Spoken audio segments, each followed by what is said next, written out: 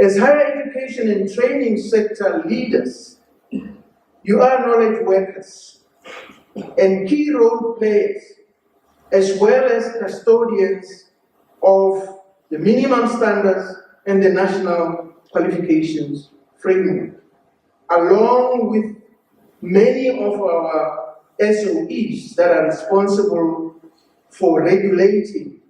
For example, the National Qualifications Authority, which is the administrative arm for the NQF, on behalf of government, for use and adherence to by all higher education and training providers, as well as by key stakeholders.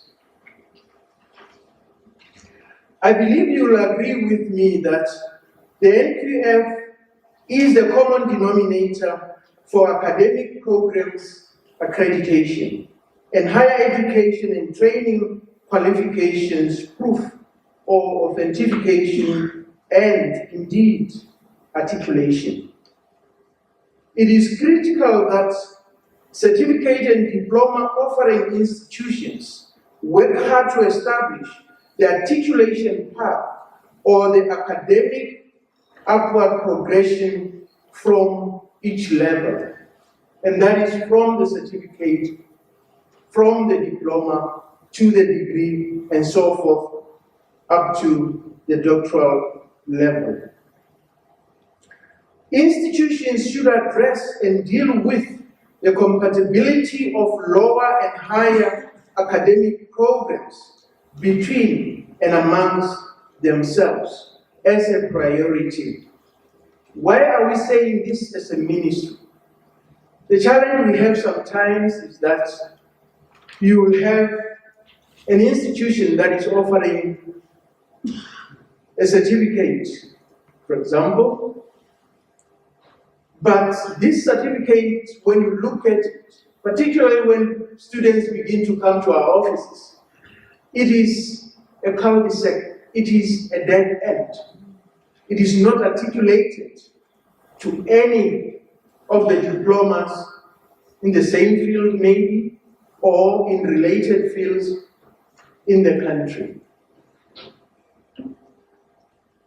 The universality of education and training is key and should underlie development and expansion of the sector.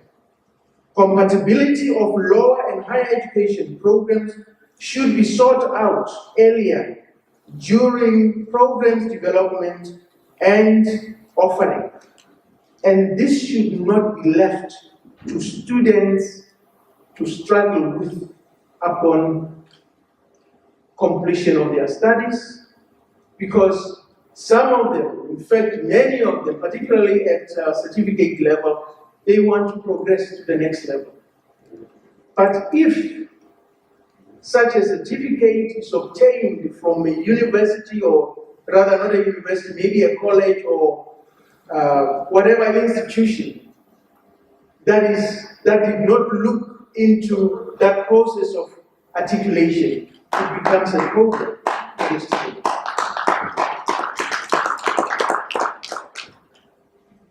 Thank you.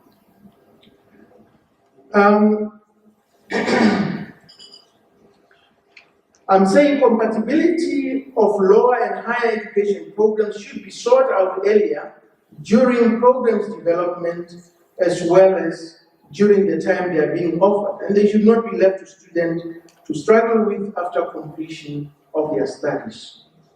Students are the raw materials in our sector, and their education and training can be equated to a value chain that is developed and refined at each and every level by different institutions and indeed by different players. As students formally transition from lower level to higher level, for example, in the same field of study or in the same institution or across institutions, that process should be seamless and problem-free. Basically what I'm saying here, it is our responsibility as higher education institutions and training institutions to actually begin quite early as we develop our programs to engage each other and see the progression path and be in a position to communicate and enlighten our students about the possibility of articulating at institution B or institution C upon completing their studies. The higher education and training fraternity, leadership, and key stakeholders are gathered here to deliberate on critical issues of this sector in the midst of many reforms and in the midst of changes, developments, and challenges, many of which call on us to re-examine and institute proactive strategies and policies on some of these critical areas. I would like to outline some of those critical areas, and I know many of you also have some of the critical areas. One of those is teacher training. Teacher training. The admission requirements at tertiary level, that's two. Learners requisite transitional knowledge, skills, and competencies at different exit points. Number four, balancing exponential demand for higher education and training and access. Number five, proper placement of TVET on our national qualification framework. Positioning, number six, positioning and aligning, or rather alignment of higher education and training institutions programs to the needs of emerging fields, new emerging fields. Number seven, proper articulation. I think the minimum standards have actually addressed that. Proper articulation between TVET and higher education for upward mobility. Next, adapting and harnessing the fourth industrial revolution and other emerging technologies to optimize teaching and learning benefits. Employing effective strategies to deepen the acquisition of employability skills and reducing graduates' unemployment.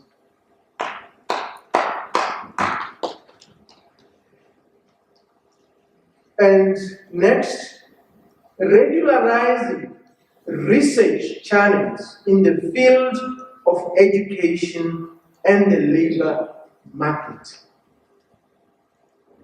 It is important that tertiary education institutions are clearly differentiated and categorized according to their known expected levels of knowledge and skill and the skill set they offer. I think again the minimum standards has actually to some extent addressed that. As higher education and training institutions discharge their fundamental role of teaching and learning through diverse and complementary programs, the aim should be to develop knowledge and skills for multiple career pathways and increased students' versatility and employability. Experience has shown that through strategic alliances and partnerships, higher education and training institutions can achieve a lot. Exchanges and exposure deepen and widen theoretical knowledge and technical skills of those involved, mainly students and staff. There has to be a deliberate and purposeful effort at all levels of higher education and training to extend the teaching and learning environment beyond campuses, lecture halls, and workshops. Namibia is 7 years away from the end of our Vision 2030, and it is evident that for Namibia to become an industrialized and knowledge-based society, the higher education and training sector has to be consistently aligned to the wider socio-economic needs of the country. That is because changes in the country's economic growth points precipitate changes in the education sector, particularly in the higher education and training sector.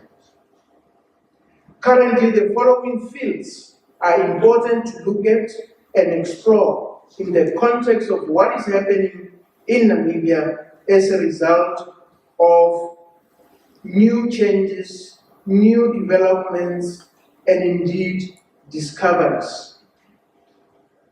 The STEM subjects are so critical and fundamental.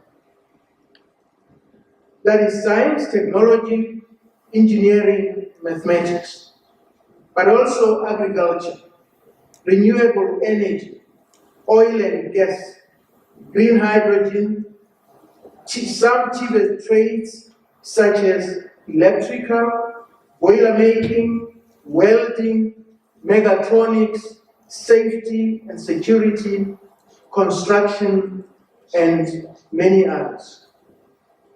Quality and relevance are inherent features of higher education and training that institutions must strive to uphold and maintain. The quality of a nation's education system is as solid as is the quality of its teachers, its curriculum, the infrastructure at its disposal, and indeed the quality of students.